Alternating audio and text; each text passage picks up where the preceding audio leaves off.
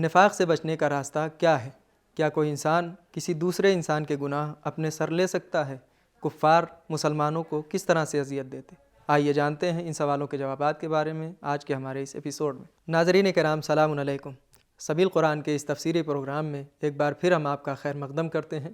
آج کے اس ایپیسوڈ میں ہم آپ کے سامنے سورہ عنکبوت کی آیت نمبر 11، 12 اور 13 کی تفسیر پیش کریں گے۔ تو آئیے سب سے پہلے اس سورہ کی آیت نمبر 11 کی تلاوت کو اس کے ترجمے کے ساتھ سنتے ہیں۔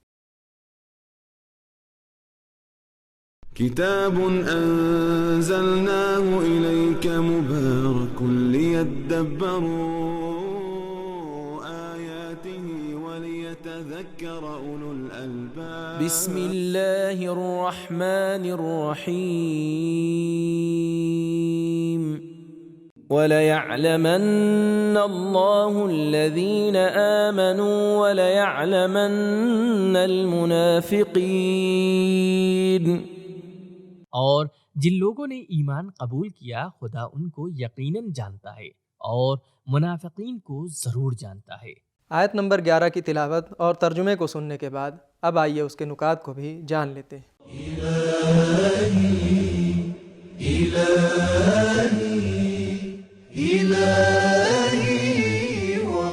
پچھلی آیت میں بیان ہوا کہ منافقین تاکید سے اپنے مومنوں اور تمام لوگوں کے ساتھ ہونے کو بیان کرتے ہیں۔ اِنَّا كُنَّا مَعَكُمْ۔ اس آیت میں اللہ بھی تاکید سے کہہ رہا ہے میں سب کو پہچانتا ہوں۔ وَلَيَعْلَمَنَّ اللَّهُ۔ پروردگار عالم ہر ایک کے باطن کو جانتا ہے کہ کون مومن ہے اور کون منافق، مگر ان دونوں کو آزمائش کے ذریعے جدا کرتا ہے۔ تفسیر المیزان۔ اب آئیے اس آیت میں موجودہ پیغامات کو بھی جان لیتے ہیں۔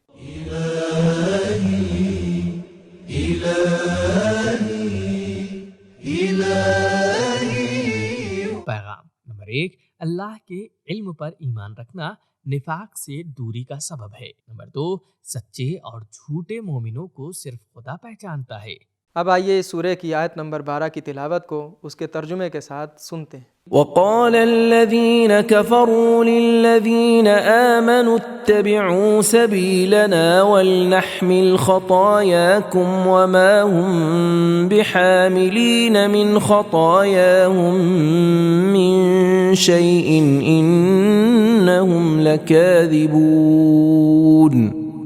اور کفار ایمانداروں سے کہنے لگے کہ ہمارے طریقے پر چلو اور قیامت میں تمہارے گناہوں کے بوجھ کو ہم اپنے سر لے لیں گے، حالانکہ یہ لوگ ذرا بھی تو ان کے گناہ اٹھانے والے نہیں، یہ لوگ یقینی جھوٹے ہیں۔ تلاوت اور ترجمے کو سننے کے بعد اب آئیے اس آیت میں موجود نکات کو بھی غور سے سن لیتے ہیں۔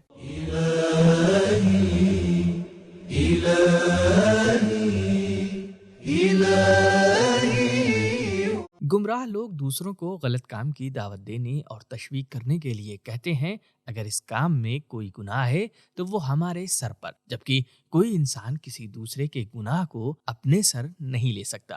شاید یہ کہنا درست ہو کہ جو کفار چاہتے ہیں کہ لوگ اپنے ایمان کو چھوڑ دیں، وَدَّ كَثِيرٌ مِّنْ أَهْلِ الْكِتَابِ لَوْ يَرُدُّونَكُمْ مِّن بَعْدِ إِيمَانِكُمْ كُفَّارًا۔ سورہ بقرہ آیت نمبر 109۔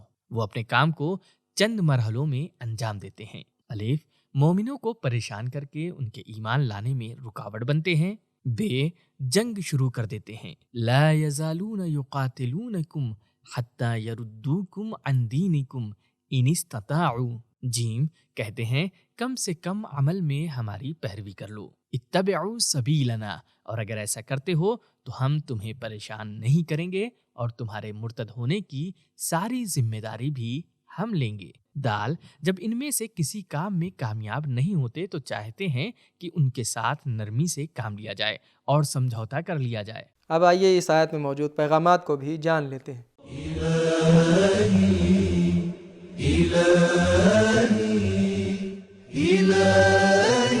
پیغام نمبر 1، دشمن آپ کا پیچھا نہیں چھوڑیں گے اور اپنے مقصد کی تبلیغ کرتے رہیں گے۔ مسلمانوں کو کفار کی طرف سے جسمانی اذیتوں اور پریشانیوں کا بھی سامنا تھا، فتنۃ الناس، اور ثقافتی، تبلیغاتی اور ذہنی پریشانیوں کا بھی۔ نمبر 2، مرتد ہونا اور کفر کی طرف پلٹ جانا بہت بڑا گناہ ہے جس کی بھرپائی کا دعویٰ کفار کرتے ہیں۔ نمبر 3، اسلام کے نظریے کے مطابق کوئی شخص کسی دوسرے کا بوجھ نہیں اٹھائے گا۔ وَلَا تَزِرُ وَازِرَةٌ وِزْرَ أُخْرَى، سورہ انعام آیت نمبر 164۔ مگر دوسروں کا نظریہ ایسا نہیں ہے۔ وَلْنَحْمِلْ خَطَايَاكُمْ، آج بھی کلیسا میں لوگوں کے گناہوں کو خریدا جاتا ہے۔ نمبر 4، شیطان اور کافروں کے وعدے کھوکھلے اور بے بنیاد ہوتے ہیں۔ وَمَا هُمْ بِحَامِلِينَ، شیطان بھی لوگوں کو کفر اختیار کرنے کا حکم دیتا ہے اور کفر اختیار کر لینے کے بعد انہیں چھوڑ دیتا ہے۔ آئیے اب اس سورہ کی آیت نمبر 13 کی تلاوت کو اس کے ترجمے کے ساتھ سنتے ہیں۔ وَلَيَحْمِلُنَّ أَثْقَالَهُمْ وَأَثْقَالًا مَعَ أَثْقَالِهِمْ وَلَيُسْأَلُنَّ يَوْمَ الْقِيَامَةِ عَمَّا كَانُوا يَفْتَرُونَ۔ اور ہاں، یہ لوگ اپنے گناہ کے بوجھے تو یقینی اٹھائیں گے ہی، اور اپنے بوجھوں کے ساتھ جنہیں گمراہ کیا ہے ان کے بوجھ بھی اٹھائیں گے، اور جو افطرا پردازیاں یہ لوگ کرتے رہے ہیں قیامت کے دن اس سے ضرور ان کی باس پرس ہوگی۔ تلاوت اور ترجمے کو سننے کے بعد اب آئیے اس آیت میں موجود نکات کو بھی غور سے سن لیتے ہیں۔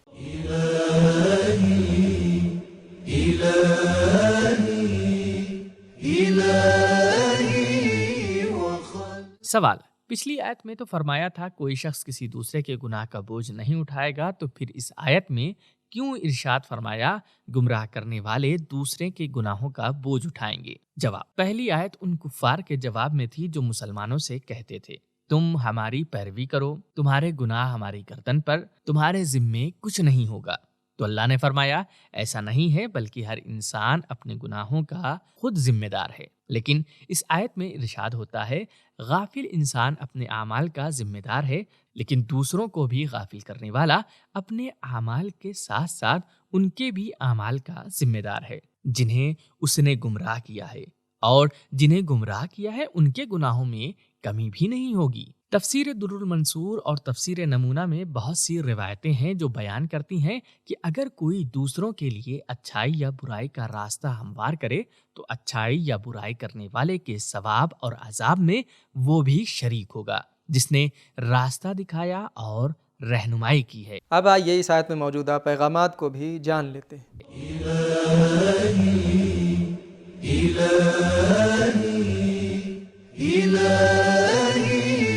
نمبر 1، دوسروں کو گمراہ کرنے والے لوگ ان کا بھی بوجھ اٹھائیں گے جن کو گمراہ کیا ہے۔ نمبر 2، لوگوں کو گمراہ کرنا انسان کے کاندھوں پر بھاری بوجھ ڈال دیتا ہے۔ نمبر 3، گناہ کا بوجھ بھاری ہوتا ہے۔ نمبر 4، اللہ اور رسول کی طرف جھوٹی نسبت دینا کافروں کا طریقہ ہے۔ تو ناظرین کرام، ہم نے یہ جانا کہ نفاق سے بچنے کا طریقہ یہ ہے کہ اللہ کے علم پر یقین رکھا جائے، اور جب ہمیں اس بات کا یقین ہو جائے کہ اللہ ہمارے دلوں کی باتوں کو بھی جانتا ہے تو نفاق کا کوئی مطلب ہی نہیں ہوتا۔ قرآن مجید کے مطابق ہر انسان اپنے گناہوں کے بوجھ خود اٹھائے گا، اور یہ کہنا کہ تمہارا گناہ ہمارے سر پر، یہ گمراہوں کا طریقہ ہے دوسروں کو گمراہ کرنے کے لیے۔ کفار مسلمانوں کو صرف جسمانی اذیت نہیں پہنچاتے تھے بلکہ فکری، ذہنی اور فرہنگی اذیتیں بھی پہنچایا کرتے تھے۔ یہ تھے ہمارے سوالوں کے جوابات۔ انشاءاللہ ایک اور نئے ایپیسوڈ کے ساتھ آپ کی خدمت میں حاضر ہوں گے۔ تب تک کے لیے خدا حافظ۔ سبیل قرآن، قرآنی سماج کی پہچان۔